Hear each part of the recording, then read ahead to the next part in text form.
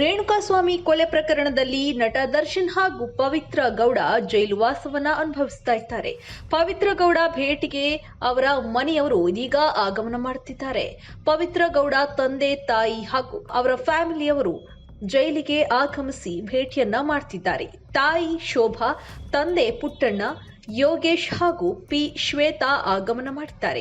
ಪ್ರತಿ ಸೋಮವಾರ ಪವಿತ್ರ ಗೌಡ ಭೇಟಿಗೆ ಅವರ ಮನೆಯವರು ಆಗಮಿಸ್ತಾ ಇರುವಂತದ್ದು. ಇಂದು ಕೂಡ ಬ್ಯಾಗ್ನಲ್ಲಿ ಹಣ್ಣು ಹಾಗೂ ತಿಂಡಿಗಳನ್ನ ಮನೆಯವರು ಪವಿತ್ರ ಗೌಡ ಅವರಿಗೆ ತಂದಿರುವಂತದ್ದು. ಪರಪ್ಪನ ಅಗ್ರಹಾರ ಜೈಲಿನ ಮಹಿಳಾ ಬ್ಯಾರಕ್ನಲ್ಲಿರುವಂತಹ ಪವಿತ್ರ ಗೌಡ ಅವರನ್ನ ಭೇಟಿ ಮಾಡಿ ಮಾತನಾಡಿಸ್ತಾ ಇದ್ದಾರೆ.